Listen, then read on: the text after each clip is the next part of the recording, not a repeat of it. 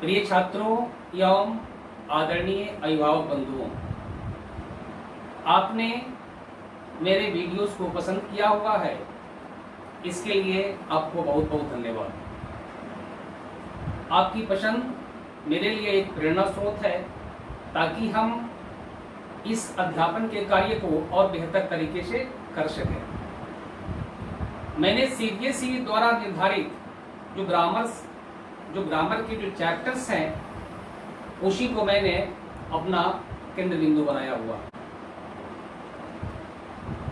Grammar के जो chapters हैं वे सारे के सारे 9वीं एवं 10वीं के छात्रों के लिए उपयोगी है। सीबीएसई ने 11वीं के छात्रों के लिए ग्रामर के जिन चैप्टर्स को इंक्लूड किया है वे चैप्टर्स हैं टेंस, वॉइस, डिटरमिनर्स, मॉडल एवं क्लोज। इसीलिए मैंने पूर्व में भी कह दिया हुआ है कि यह ग्रामर के जो विषय हैं 9वीं, 10वीं एवं 11वीं के लिए है। आप में से कुछ छात्रों को ऐसा लगता होगा कि मैंने 12वीं की चर्चा क्यों नहीं की, क्योंकि 12वीं के लिए ग्रामर का कोई सिलेबस सीबीएसई ने प्रिस्क्राइब किया ही नहीं है, इसलिए मैंने 12वीं की चर्चा नहीं की है। आप सभी छात्रों से मेरा ये निवेदन है कि वैसे छात्र जो मेरे इस वीडियो को पहली दफा देख रहे हो, पहली बार देख रहे हो, कृपया वे मेरे पुराने वीडियोस को भी देख लें ताकि आपका कंसेप्ट टेंस के ऊपर बिल्कुल ही क्लियर हो जाए। अब मैं विषय वस्तु पर अपलोड रहा हूं। मैं आप सभी को यह आश्वस्त करना चाहता हूं कि मेरा फोकस सिर्फ ग्रामर पर ही नहीं होगा, बल्कि 9वीं से लेकर के 12वीं तक के छात्रों के लिए जो टेक्स्ट बुक प्रिस्क्राइब्ड है, सीबीएसई ने जो तय किया हुआ है, मैं उस पर भी चर्चा बाद में करूंगा। आपके प्रश्न कैसे आते हैं, प्रश्नों का मॉडल क्या होगा, इन सारे विषयों पर भी मैं समय समय पर चर्चा करूंगा। आज मुझे प्रेजेंट परफेक्ट के बारे में चर्चा करनी है। अब आप देखेंगे कि प्रेजेंट परफेक्ट के बारे में जो मैं चर्चा कर रहा हूं आप वो देखें।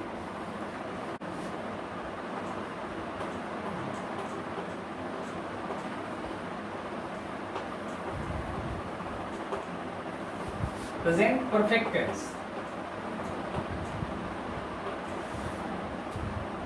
प्रेजेंट के परफेक्ट में हम वर्ब के तीसरे फॉर्म को यूज करते हैं। अब तक मैंने ये चर्चा कर दी हुई है कि किस टेंस के साथ वर्ब के किस फॉर्म का हम यूज करते हैं। अब प्रेजेंट परफेक्ट को हम देख रहे हैं और प्रेजेंट परफेक्ट में हम वर्ब के तीसरे फॉर्म का यूज करते हैं। और जब कोई भी टेंस आपका परफेक्ट होगा तो उसके साथ परफेक्ट ऑक्सिलरी का प्रयोग करना आवश्यक है, मस्ट है।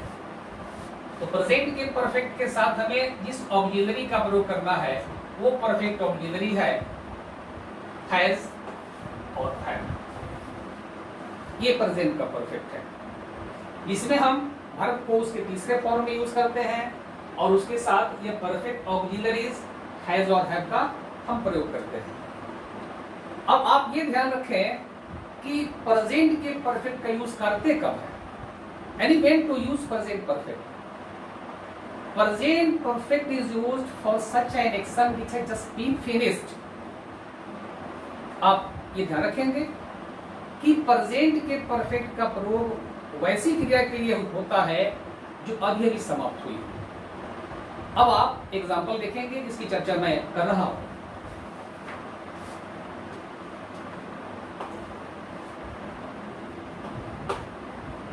She has left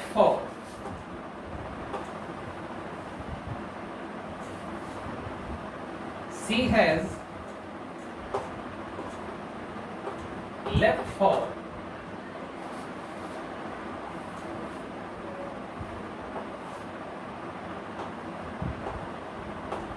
Delhi।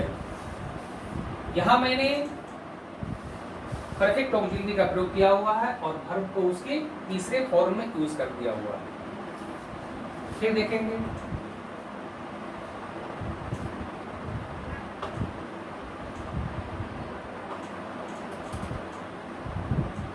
Mohan has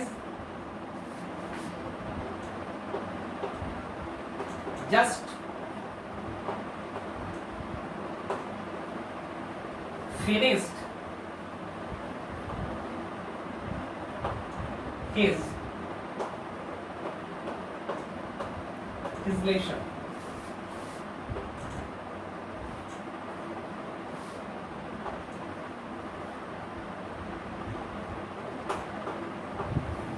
They have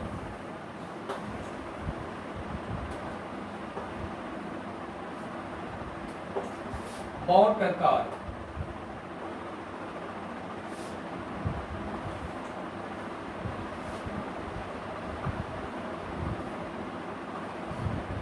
We have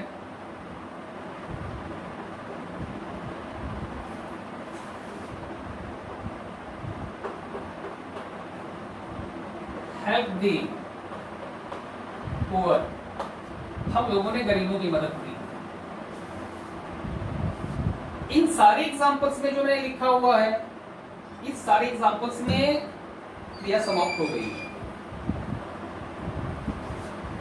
अब आप ये देखेंगे कि इन दो ऑक्सिलरीज जो मैंने लिखा हुआ है, परफेक्ट ऑक्सिलरीज, उनका प्रयोग करते कैसे हैं आप ये देखें।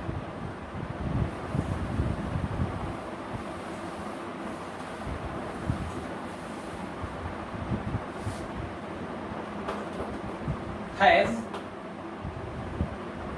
it is used with he, she, it, and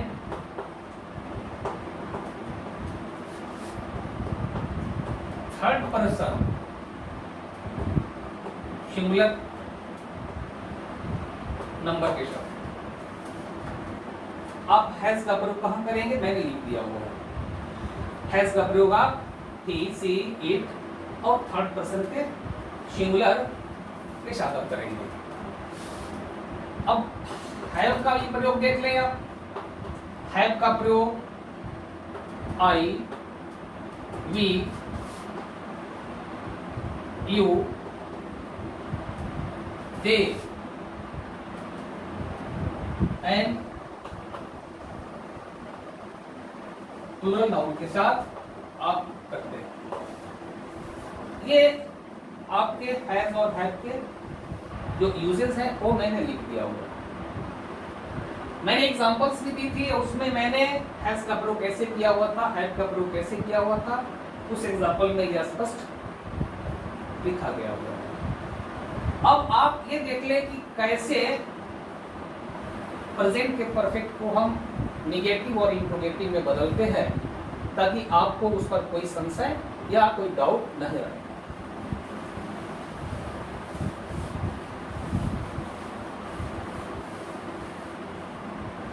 अब एग्जांपल देखेंगे आप। शमीर हैज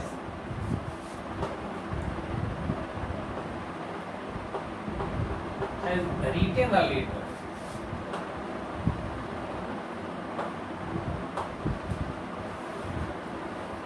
इसे हमें निगेटिव में बदलना है तो उसे इस प्रकार बदलेंगे।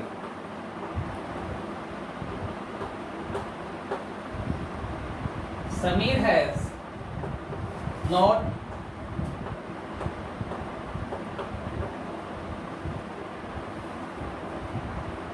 Samir has not written a letter. यहां मैंने परफेक्ट ऑक्सिलरीज के बाद, परफेक्ट ऑक्सिलरी के बाद नॉट का प्रयोग कर दिया। यदि इसी वाक्य को जो मैंने एग्जांपल लिखा था, इससे हमें इंट्रोगेटिव में बदलना हो, तब हम लिखेंगे has Shamir written a letter। ये आप यहाँ ऑक्सिलरी को पहले कर देंगे,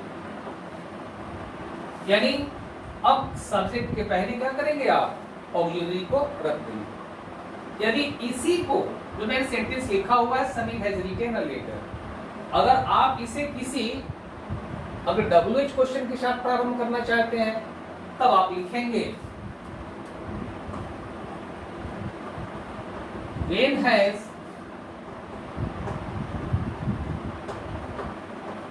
Shamir written a letter? ये आपके मैंने हैज का प्रयोग किया हुआ है और इस वाक्य को मैंने कैसे नेगेटिव तथा इंट्रोगेटिव में बदला हुआ है आप ये एग्जांपल से स्पष्ट तरीके से समझ रहे हैं। अब आप हैव का यूज देखेंगे जिसे हम नेगेटिव और इंट्रोगेटिव में बदलेंगे।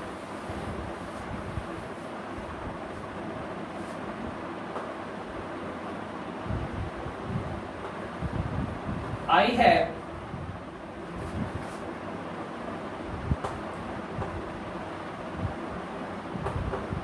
bought a watch। यह मैंने हैव का प्रयोग किया हुआ है। अब इस वाक्य को हमें इंट्रोगेटिव और नेगेटिव में बदलने हैं, तो आप देखेंगे आप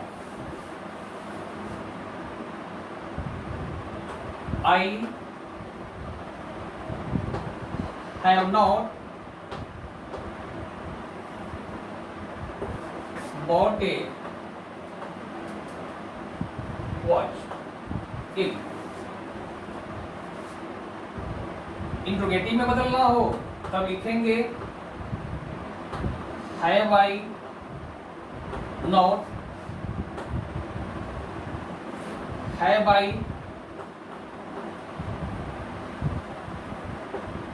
bought a watch। ये आपका इंट्रोगेटिव हो गया। यदि इसी को आप WH आरंभ करना चाहते हैं तब आप लिखेंगे Why have I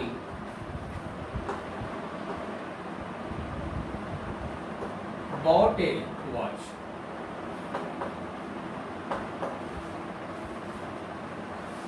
फिर मैंने यहां हैव का प्रयोग किया हुआ है और इसे मैंने निगेटिव और इंट्रोगेटिव में बदल दी है। अब आपको कैसे बदलना है इंट्रोगेटिव निगेटिव में परफेक्ट टेंस को, आपने ये देख लिया।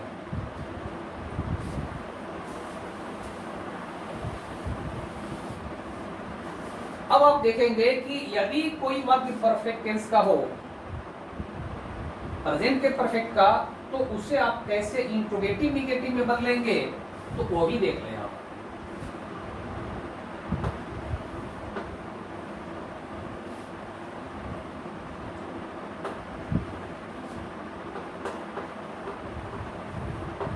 They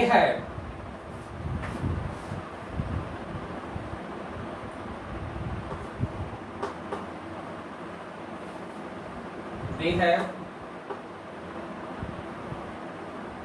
bought a car। इसे आपको यदि बदलना है इंट्रोगेटिव निगेटिव में, तो अब आप लिखेंगे have they not bought a car। यह वाक्य इंट्रोगेटिव निगेटिव हो गए। मैंने पहले भी बताई है कि जब भी आपको अगर ऐसे लिखना हो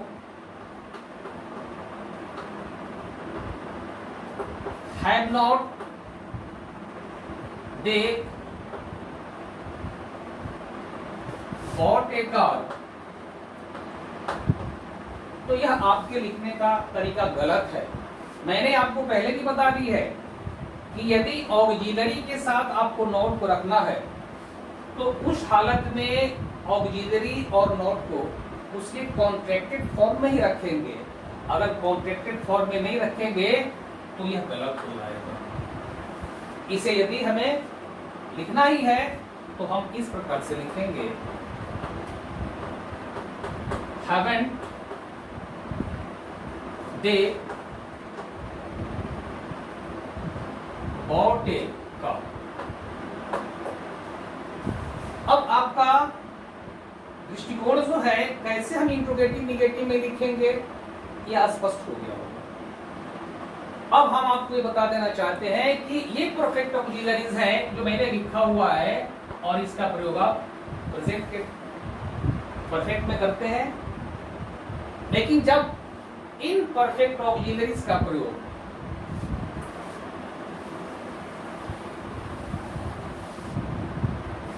प्रेजेंट के परफेक्ट से अलग करना हो तो वहां पे टेंस का मायने बदल जाता है। फिर से एक बार सुन लीजिए, जब आप इन ऑक्सिलरीज का प्रयोग अकेले कर रहे हो, इनके साथ कोई भी वर्ब अपने तीसरे फॉर्म में या पास्ट पार्टिसिपल फॉर्म में प्रयोग नहीं किया गया हो तो वहां पे इनके मायने बदल जाते हैं। जैसे फिर से देखा जाए, I have a watch।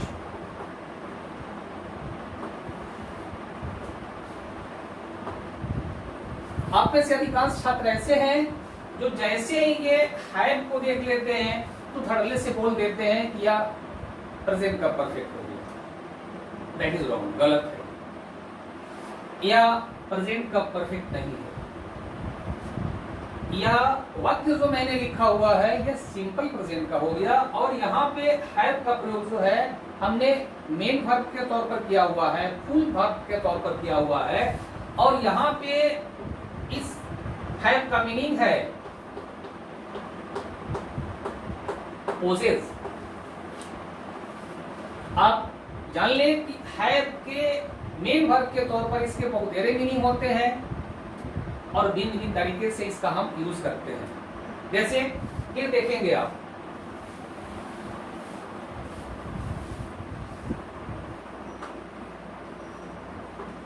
She has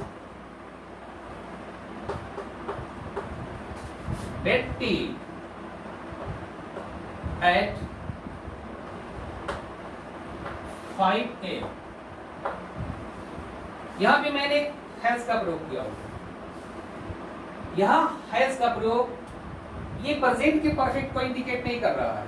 यहां भी हैज का प्रयोग मैंने मेन वर्ब के तौर पर किया हुआ है, फुल वर्ब के तौर पर किया हुआ है और इसका अर्थ जो है यहां पे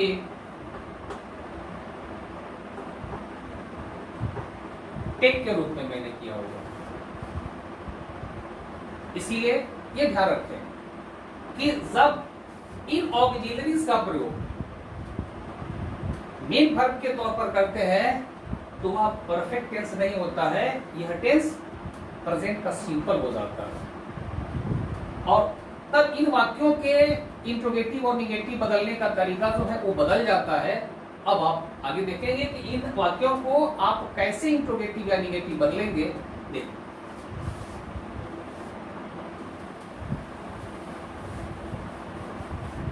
जैसे मैंने लिख दिया हुआ आई हैव ए वॉच। यहां मैंने बता दिया कि मैंने हैव का प्रयोग जो है पोजेस के अर्थ में किया हुआ। इसे यदि हमें निगेटिव में बदलना है, अब हम लिखेंगे I do not have a watch. आप ये भी देखते होंगे कि बहुत जगह पे लोग हैव के साथ ही नॉट को जोड़ देते हैं और वो लिख देते हैं कि I have not a watch लिख देते हैं। मेरे समझ से यह उचित नहीं है, क्योंकि यहाँ पे मैंने हैव को पोजेस के अर्थ में किया हुआ है और जब कोई वर्ब पहले फॉर्म में यूज किया गया हो तो उसके साथ नॉट का प्रयोग जो है उचित नहीं है। इसलिए मेरे ख्याल से, क्योंकि जब सिंपल प्रेजेंट का वाक्य है तो सिंपल प्रेजेंट में हमने पढ़ी हुई है कि सिंपल प्रेजेंट का यदि निगेटिव या इंट्रोगेटिव बनाना है और उसमें वर्ब यदि पहले या पांचवें फॉर्म में प्रयोग किया हुआ है तो हम वहां पे डू या डज का प्रयोग करते हैं। अब ये जो मैंने लिखा हुआ है यहाँ ओजियस जो है वर्ब वन के तौर पर प्रयोग किया हुआ है, इसलिए मैंने यहाँ पे डू का प्रयोग किया हुआ है। इसे यदि हमें इंट्रोगेटिव में बदलना है तो हम ऐसे लिखेंगे, do I have a watch.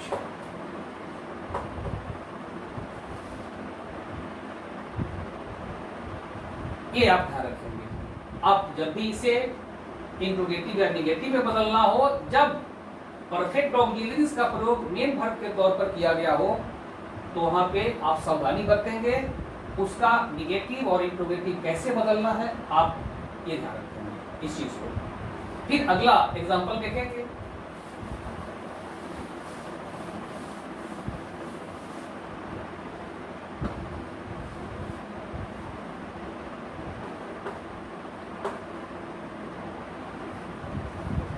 See,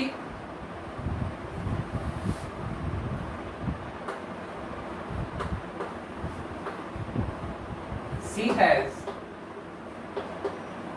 bed tea at 5 AM। यानी ये हो गया कि वह सुबह 5 बजे चाय लेती है। यहां पे मैंने बता दी थी आपको कि यहां पे हैज का प्रयोग मैंने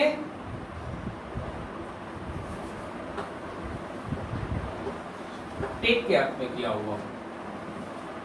यदि इसे हमें निगेटिव बदलना है तो इसका निगेटिव हम इस प्रकार से बदलेंगे, she does not have take tea at 5 AM। यहां मैंने ये हैज का प्रयोग टेक्स्ट के तौर पर किया हुआ है।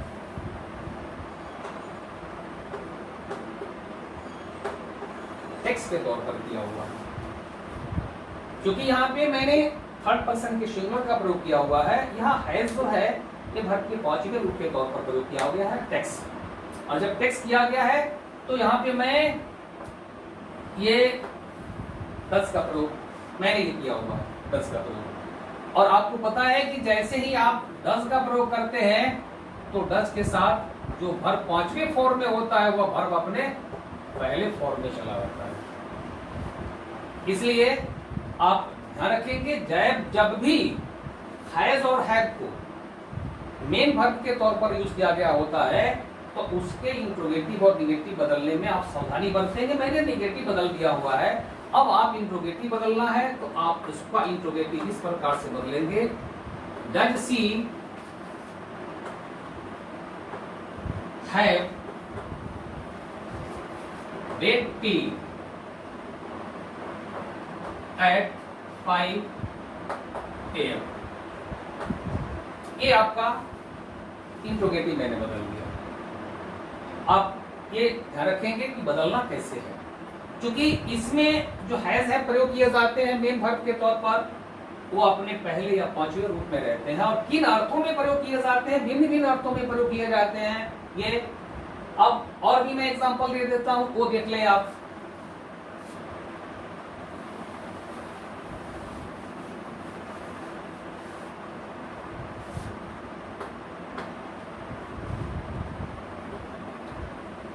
Mohan has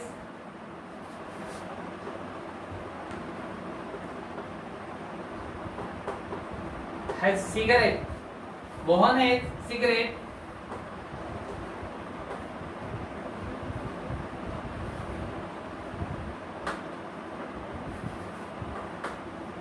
in the evening। यहां मैंने हैज का प्रयोग जो है स्मोक के अर्थ में यूज किया हुआ है।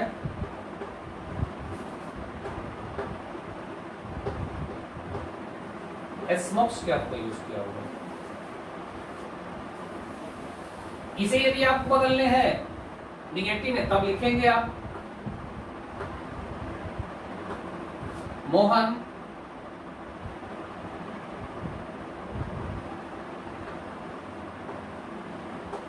does not smoke cigarette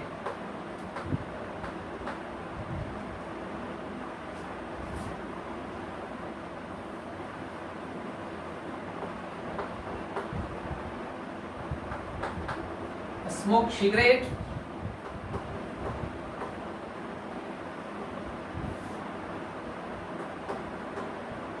in the evening.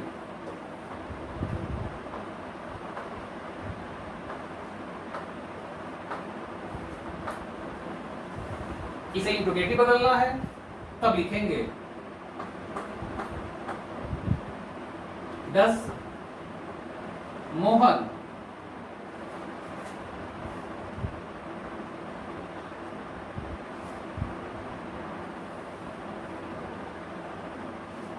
ऊपर में थोड़ी लिख लेंगे, चलो सुधार रहा हूं।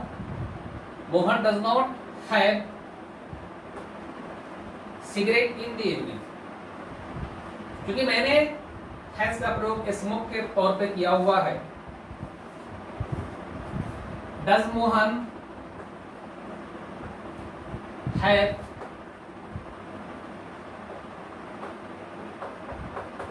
Cigarette in the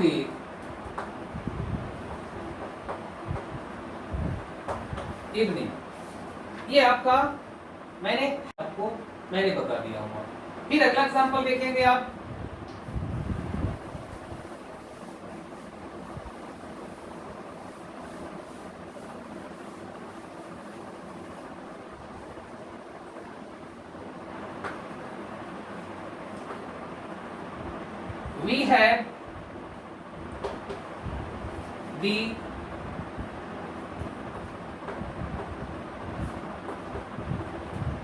We have the party in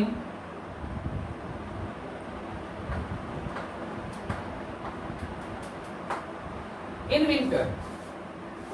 यहां मैंने हैव का प्रयोग इंजॉय के अर्थ में किया हुआ। We have the party in winter, हम लोग जाड़े में पार्टी का एंजॉय करते हैं, पार्टी को एंजॉय करते हैं।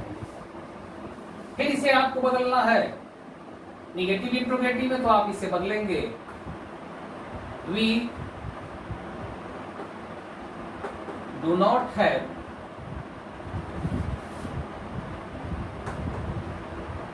दी पार्टी इन विंटर। इंट्रोगेटिव में बदलने हैं do we have the party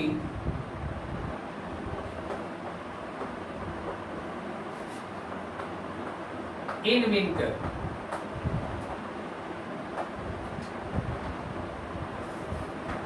इस तरह मैंने आपको ये बता दिया कि हैज और हैव के प्रयोग मेन वर्ब के तौर पर कैसे किए जाते हैं, और इसके बहुत गहरे अर्थ होते हैं। कुछ मैंने आपके सामने एग्जांपल जो है दे दिया हुआ। इसलिए कभी आप यह भ्रम में न रहें कि जैसे ही आप हैज या हैव को देखें तो कह दे दिया प्रेजेंट का परफेक्ट हो गया। प्रेजेंट का परफेक्ट वो तभी होगा जब उसके साथ कोई ना कोई वर्ब जो है अपने पास्ट पार्टिसिपल फॉर्म में रहेगा। इसलिए आपको मैंने इतनी सारी जानकारी जो है प्रेजेंट के परफेक्ट के बारे में और परफेक्ट ऑक्सिलरीज के कुछ ऐसे यूजेस जो मेन वर्ब के तौर पर यूज किए जाते हैं वो मैंने आपको जानकारी दे दी। अब आपको हम ये बता देते हैं कि पिछले जो मेरे प्रीवियस जो वीडियोस हैं उसमें मैंने पार्ट 1 लिखा होगा। आप ये नहीं समझे कि मैंने पार्ट 1 को छोड़ करके फिर मैं आगे बढ़ गया। मैं आपको पहले भी बता चुका हूं कि जैसे ही मेरा टेंस समाप्त होगा, टेंस पर मैं बहुत डिटेल्स में बिगिनिंग में नहीं जा रहा हूं, मैं आपको ब्रीफ जानकारी टेंस के बारे में देता चल रहा हूं। और जैसे ही टेंस समाप्त होगा उसके बाद मेरा फिर से टेंस के ऊपर एक दूसरा चैप्टर शुरू होगा, मोर हिंट्स ऑन टेंस। और फिर मैं जहां जहां चैप्टर में आपको पार्ट 1 लिखा होगा वहां से मैं फिर उस टेंस के बारे में विस्तार से इन डिटेल में आपको जानकारी दूंगा। आप धैर्य बना के रखेंगे। Thank you.